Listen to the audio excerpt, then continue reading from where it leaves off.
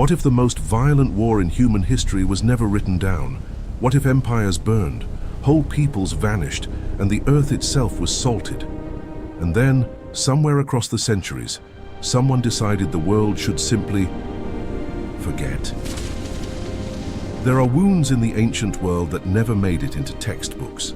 There are battles older than Rome, older than Greece, older than the first alphabet, fought not over gold or land, but over something far more dangerous. This is the story of one of them.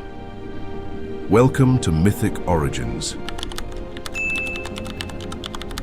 Today, we go deep, past the kingdoms you know, past the monuments that survived, into the age when humanity was still deciding what it was. The conflict we're exploring today sits at the edge of recorded history and the beginning of legend. It goes by different names in different cultures. Scholars debate whether it was one war or many. Some call it myth, some call it memory, but the evidence, scattered across ancient clay tablets, erased inscriptions, buried cities, and stories, told by survivors who crossed entire continents, suggests something very real happened. Something so catastrophic, so total, that the civilizations who survived it spent generations trying to make sense of it. And then, slowly, deliberately, it was buried. Let's begin at the edge of the world as they knew it. Should not have existed around 3,500 to 1,200 BCE, the ancient Near East and Mediterranean were not empty wastelands. They were a web of competing civilizations, more connected, more complex, and far more violent than most people realize. You had the Hittites controlling central Anatolia, modern Turkey, with iron weapons and disciplined armies. You had Egypt at the height of its imperial power, projecting force across the Levant. Mycenaean Greece dominated the Aegean, while Babylon held the Fertile Crescent. The Minoans of Crete may have ruled the seas. These powers traded with each other. They sent letters to each other. We have found some of those letters. They call each other brother. They arrange marriages. They negotiate the price of copper and tin. But underneath all of that diplomacy, there was something else. Territorial pressure, population collapse, resource competition.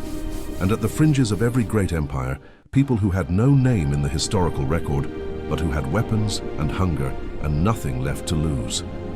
Historians call this period the Late Bronze Age. And what happened at its end is one of the most debated catastrophes in all of human history. The question is, was it a collapse or was it a war? Around 1200 BCE, give or take a few decades, something happened. In the span of roughly 50 years, nearly every major Bronze Age civilization collapsed simultaneously. Mycenae burned, Ugarit burned, Troy burned, and this wasn't just the Troy of legend. Archaeological layers at the site we call Hisarlik in Western Turkey show at least one massive destruction event matching this period. The Hittite Empire, which had stood for centuries and traded blows with Egypt itself, disappeared almost overnight. Their capital, Hattusa, was systematically destroyed and never rebuilt. Egypt survived, but barely, and the account they left behind is one of the most chilling documents in ancient history. On the walls of the mortuary temple of Ramesses III at Medinet Habu, carved in stone, meant to last forever, there is a record of attacks by what the Egyptians called the Sea Peoples. The inscriptions describe a confederation of peoples, mysterious, unidentifiable, who swept across the ancient world like a hurricane. The text says, and this is not an exaggeration, no land could stand before their arms. Cities were burned. Ports were destroyed. Trade routes that had connected civilizations for centuries were severed. Egypt turned them back, just barely. But the world they defended no longer existed. Who were these sea peoples? That question still does not have a clean answer. Some scholars suggest they were Mycenaean Greeks, displaced by their own collapse. Others point to Anatolians, Canaanites, possibly even early Italians. The most unsettling theory is that they were everyone, a massive migration of displaced peoples, starving and desperate, who had been set in motion by something even larger. And that something, that original cause, is where the story gets dark. In the 1980s and 90s, archaeologists excavating the ancient port city of Ugarit on the coast of modern Syria found something that stopped them cold. In the ruins of the final destruction layer, dating to approximately 1185 BCE, they found letters, unfinished letters, letters that were never sent. Letters that were still in the kiln when the city died. One letter from the king of Ugarit to the king of Alashia, likely Cyprus, reads something like this. My father, the enemy ships have come. They have set fire to my cities and have done evil in the land. My father, there are 7 enemy ships that have come and done very evil things. He was asking for help. The help never came. Another letter from the king of Alashia warns Ugarit that enemy ships had already been spotted. But the king of Ugarit had already sent all his troops to support the Hittites further north. The city was defenseless. Ugarit was burned to the ground and never rebuilt. Here is the disturbing part that most people don't know. These letters were not discovered in archives. They were found in a pottery workshop. Someone was baking clay tablets when the attackers arrived. We don't know what happened to that person. We know they never finished their work. This wasn't a slow decline. This was sudden. This was a single night in some cases. Cities that had stood for 1,000 years, gone in hours. Now here is the question that keeps archaeologists and historians awake. This level of coordinated, widespread, simultaneous destruction is almost impossible to explain without coordination, without strategy, and yet we have no record of the other side.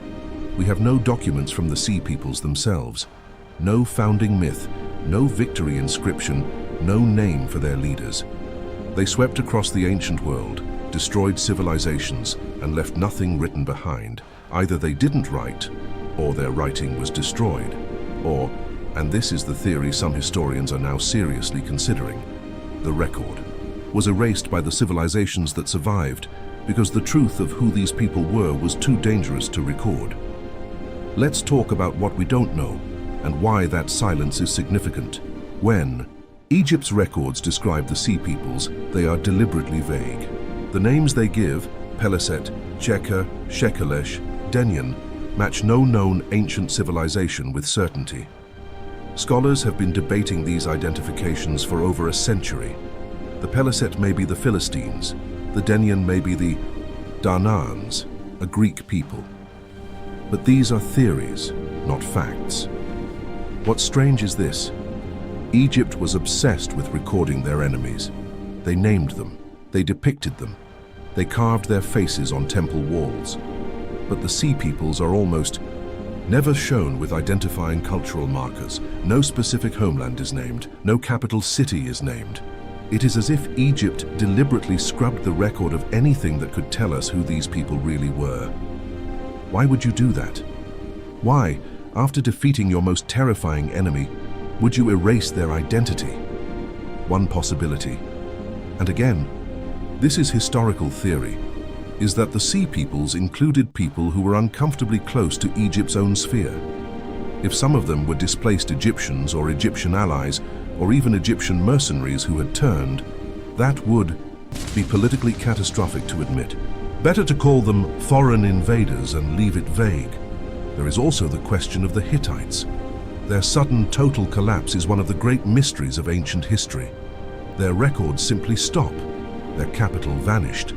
And unlike every other destroyed ancient city, Ugarit, Mycenae, Troy, Hattusa shows almost no signs of battle in its final layer. No weapons, no bodies, no fire damage in most areas. It looks, in the archaeological record, less like a battle and more like an abandonment, which raises a different and more unsettling question. Did the Hittites simply leave? And if so, where did they go? And did they become part of the very force that was destroying the world around them? These are not answers archaeology can give us yet. But the silence in the record, the deliberate, strategic silence, suggests someone knew and chose not to say. is something that historians often overlook. Almost every culture that survived this period has a flood story, a collapse story, a story about a world that ended. The Greeks had the Trojan War, which in the Iliad and Odyssey is not a glorious adventure.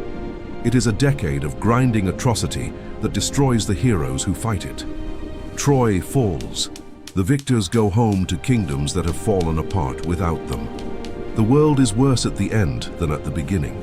The Hebrews, whose written tradition coalesces during or after this period, carry stories of conquest, of cities destroyed on divine command, of peoples who had to be erased because they knew too much, or were too powerful, or were too dangerous to be left alive.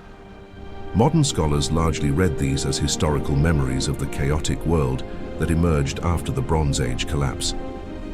The Hittites, before they vanished, had a myth of the Iluyanka, a serpent that fought the storm god and nearly destroyed the world.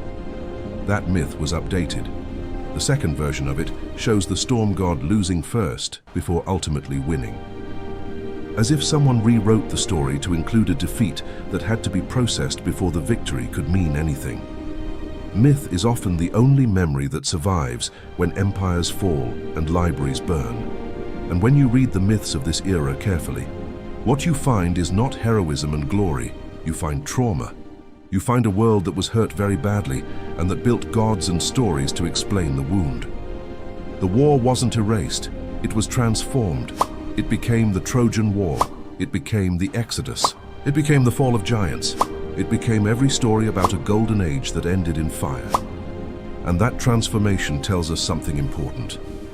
The people who lived through this event wanted to remember it. They just couldn't afford to remember it accurately. There is a site in southern Turkey called Karatepe. It dates to around 900 BCE, about 3 centuries after the collapse. On its walls there is an inscription from a local king named Azatiwada. He describes himself as ruling in a period of peace and prosperity. He thanks his gods. He says people ate well and were happy. And then, almost casually, he describes how he defeated enemies to the north, how he destroyed their cities, how he rebuilt and resettled the land. Historians believe those enemies may have been remnants of the sea peoples or of whatever displaced population had been moving through the region for 3 centuries, ever since the Bronze Age ended. 3 centuries. For 300 years, the survivors of this ancient war, whatever they were, kept moving, kept fighting, kept trying to find somewhere to exist, and civilization after civilization either destroyed them or was destroyed by them. And then, finally, they disappear from the record entirely. No surrender, no absorption, no founding of a new nation.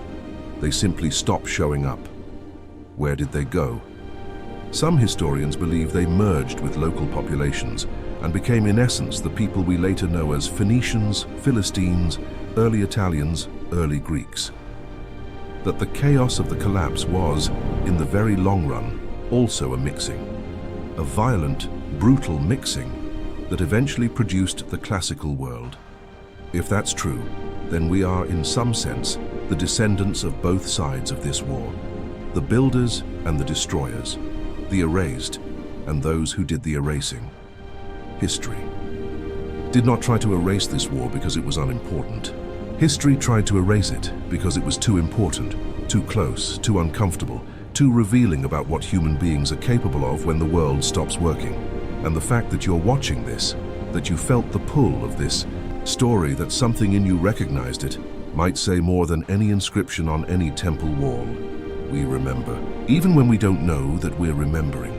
If you want more stories from humanity's forgotten past, the wars that shaped us, the empires that vanished, the truths buried beneath legend, subscribe to Mythic Origins.